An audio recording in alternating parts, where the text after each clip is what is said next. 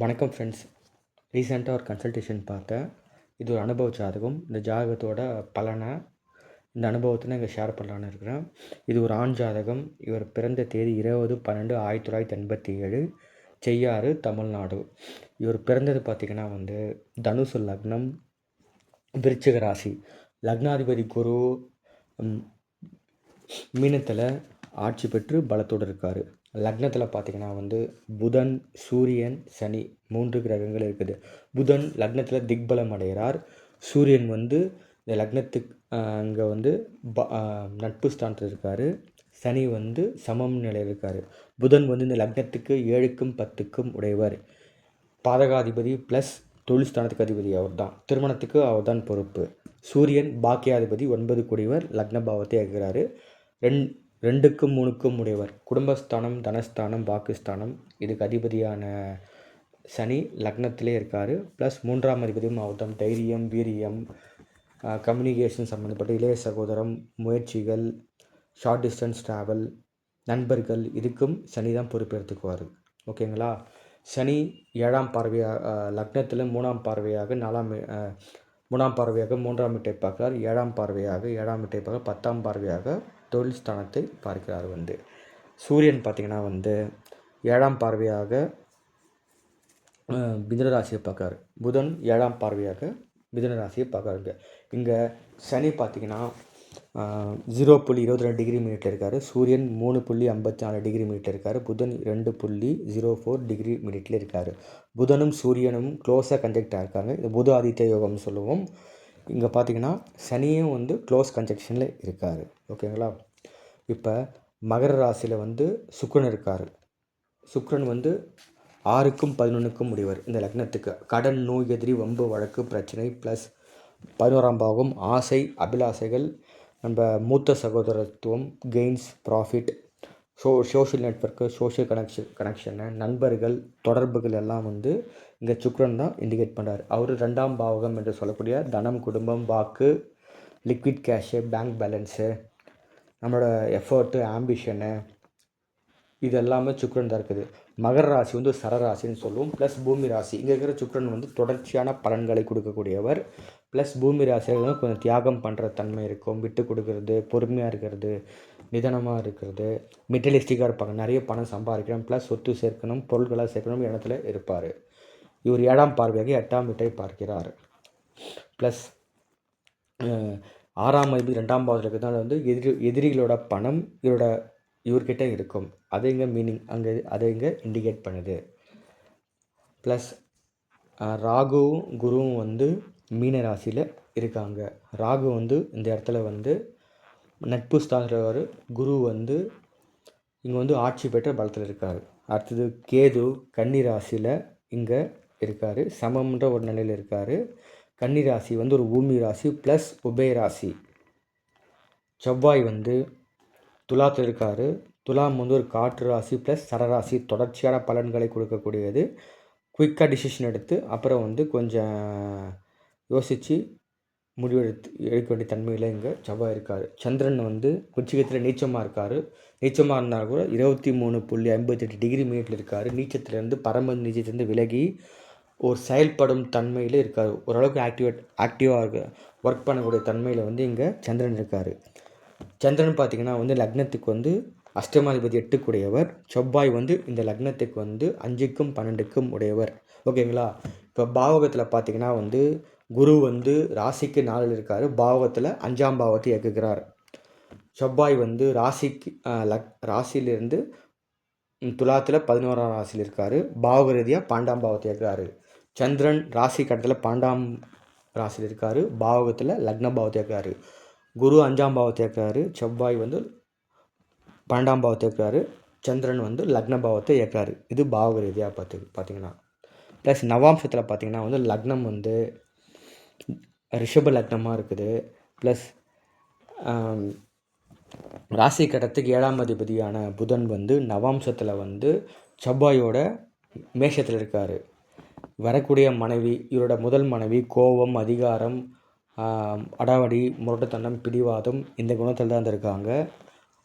Plus முரட்டுத்தனமாக behave பண்ணுறது, சண்டை போடுறது, இதெல்லாம் அவங்க மனைவிக்கு முதல் மனைவிக்கு இந்த குணங்கள்லாம் இருந்திருக்கிறது. ஓகேங்களா? இந்த ஜாதகருக்கு வந்து முதல் திருமணம் டிவோர்ஸ் ஆயிடுச்சு. 2வது திருமணம் எப்போ நடக்கும்னு கேள்வி கேட்டிருக்காரு. இவர் கடன் இருக்கான், கடன் எப்போ தீருன்ற ஒரு கேள்வி கேட்டிருக்காரு. ஓகேங்களா? இப்போ அதே மாதிரி நவாம்சத்தில் பார்த்திங்கன்னா வந்து சுப வர்க்கம் ஏறிய கிரகம் எதுன்னு பார்த்தா வந்து சூரியன் ஏறியிருக்காரு. ரிஷபத்தில் நல்ல குணத்தோடு இருக்கார் சூரியன். ப்ளஸ் சந்திரன், குரு, சுக்ரன், கேதுலாம் வந்து கும்பராசியில் இருக்காங்க நவாம்சத்தில். நவாம்சம் வந்து ஒரு மனுஷனோட உள்குணத்தை வெளிப்படுத்தும். ராசி என்பது வெளி தோற்றத்தை வெளிப்படுத்தும். உள் தோற்றத்தை உள்குணத்தை நவாம்சம் தான் வெளிப்படுத்தும். அதே மாதிரி நம்ம மனைவி எப்படிப்பட்ட மனைவி அமைவாங்க, எந்த குணத்தில் மனைவி அமைவாங்க, மனைவியோட குணமும் நம்ம 7ஆம் பாவத்து மூலிமா நம்ம தெரிஞ்சுக்கலாம். ஓகேங்களா? ப்ளஸ் தொழில் அதுவும் நம்ம நவாம்சத்து மூலம் தெரிஞ்சுக்கலாம். ராசி கட்டத்தில் 10ஆம் பாவம் தான் தொழில். ஓகேங்களா? இப்போ ராசி கட்டத்தில் 10ஆம் அதிபதி ப்ளஸ் சனி, தொழில்காரகன் சனி, இது 2 பேரில் யார் பலமாக இருக்காங்களோ அவங்க எந்த ராசி இருக்காங்க நவாம்சத்தில் அந்த தொழில் அவங்களுக்கு அமைன்ற ஒரு ஜோதிட கருத்து இருக்குது.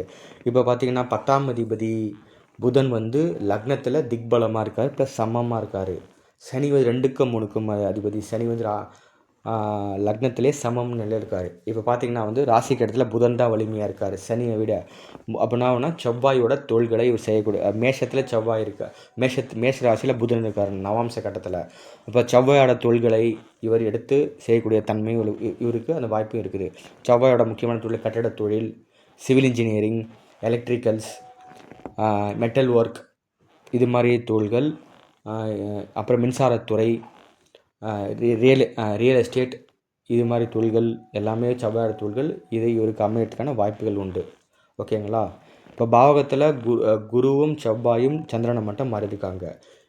இவர் கேட்ட கேள்வி முதல் திருமணம் டிவோர்ஸ் ஆயிடுச்சு. காரணம் இந்த உபய லக்னம் பிறந்த தனுஷ் லக்னமாக உபய லக்னத்துக்கு 7 குடையவர் பாதகாதிபதினு சொல்லுவோம். அவரே 10 குடையவர் லக்ன பாவத்தில் இருக்கார். ஓகேங்களா? 7ஆம் அதிபதி பாதகாதிபதினா வந்து ஒரு டவுன்ஃபாலை க்ரியேட் பண்ணி அப்புறம் அதில் நம்மளை அப்லிஃப்ட் பண்ணுவார். ஒரு பிரச்சனைகளை கொடுத்து அந்த பிரச்சனையிலேருந்து வெளியே வர வச்சு நம்மளை வெற்றி செய்ய வைப்பார். 2 வெற்றியும் கொடுப்பார், அதுக்கு முன்னாடி ஒரு தோல்வியை கொடுத்து தோல்வியை கொடுத்து பாடம் புகட்டி அப்புறம் வெற்றியை கை காமிப்பார். அதனால 7ஆம் அதிபதி இங்கே நவாம்ச கட்டத்தில் பார்த்திங்கன்னா வந்து மேஷத்தில் இருக்குது புதன். மேஷத்தில் அந்த செவ்வாயோட குணத்தை அது எடுத்துக்கும். முரட்டுத்தனம் இதெல்லாம் எடுத்ததுனால வந்து பேச்சு, வம்பு, வழக்கு இதெல்லாம் பிரச்சனை க்ரியேட் பண்ணதுனால வந்து முதல் திருமணம் இவருக்கு டிவோர்ஸ் ஆகிடுச்சு. 2வது திருமணம் எப்போ நடக்கும், ப்ளஸ் இவருக்கு கடன் இருக்குது, கடன் எப்போ தீருன்னு சொல்கிறாரு. எப்போ கடன் வந்து நான் கடன்லேருந்து எப்போ வெளியே வரும், இந்த கேள்வி ஜாதகர் கேட்டிருக்காரு. கடன்னாவே 6ஆம் பாவகம் தான். 6ஆம் பாவம் கடன், நோய், எதிரி. கடன் மட்டும் கிடையாது, கடன், நோய், எதிரி, வம்பு, வழக்கு, பிரச்சனை, வில்லங்கம், கோர்ட்டு கேஸ் எல்லாம் 6ஆம் பாவம் தான். 6க்கு 6 11ஆம் பாவகம். எப்பெல்லாம் 11ஆம் பாவகம் வேலை செய்தோ ஜாதகர் கடன்லேருந்து வெளியே வருவார், நோயிலேருந்து வெளியே வருவார், எதிரிகள் தொலைலேருந்து ஜெயிச்சு வருவார். ஏன்னா 6க்கு 6 11 வெற்றி ஸ்தானம் 6ஆம் பாவம். ப்ளஸ் இப்போ அதே மாதிரி 11ஆம் அதிபதியோட தசாபுக்தி காலத்தில் இவருக்கு கடன் வந்து கடன், நோய், எதிரி, வம்பு, வழக்கு இதுன்னு அவர் வெளியே வருவார். அதே மாதிரி 11ஆம் வீட்டில் இருக்கிற கிரகத்தோட தசாபுக்தி காலத்தில் கடன், நோய், எதிரி, வம்பு, வழக்கு, பிரச்சனை இவர் வெளியே வருவார்.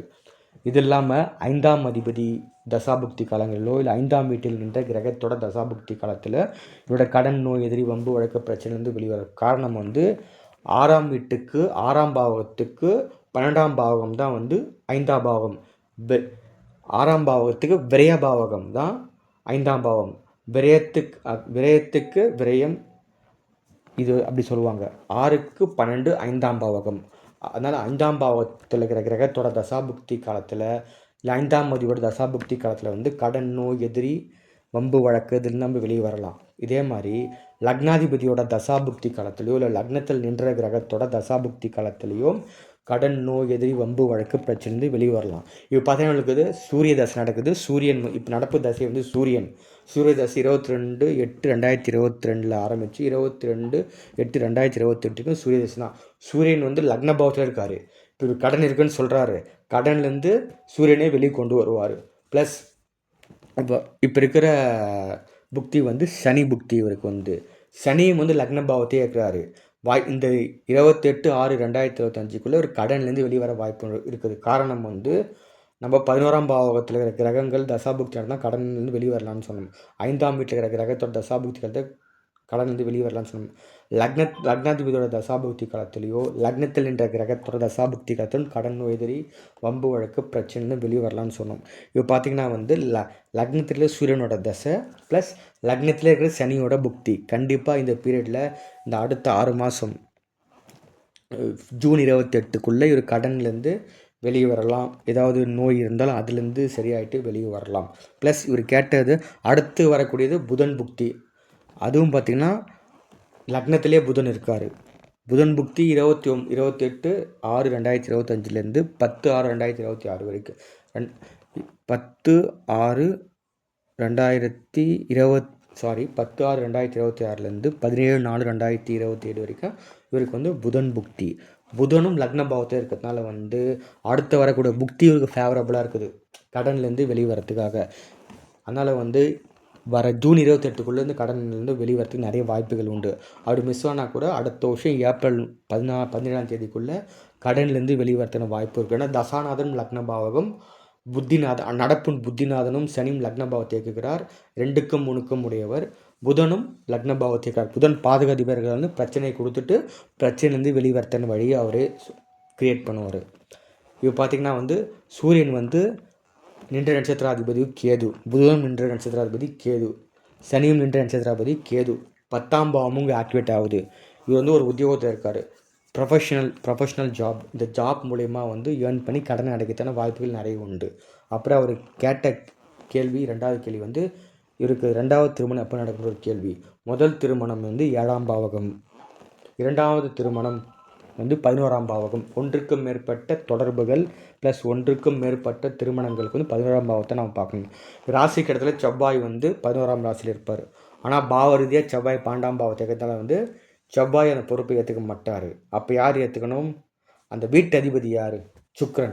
சுக்கிரனே வந்து அந்த பொறுப்பு 2வது திருமணத்துக்கான சுக்கிரன் அந்த பொறுப்பு ஏற்றுக்குவார். சுக்கிரன் பார்த்திங்கன்னா வந்து தனுசு 2ஆம் வீட்டில் இருக்கார். சுக்கிரனோட புக்தி பீரியட் எப்போன்னு பார்த்தா 23/8/2027 23/22/8/2028 வரைக்கும்.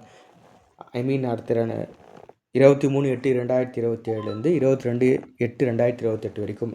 அந்த பீரியடில் கண்டிப்பாக 2வது திருமணம் நடந்துடும். காரணம் 11ஆம் அதிபதி தான் அந்த பொறுப்பை ஏற்று செய்யணும்.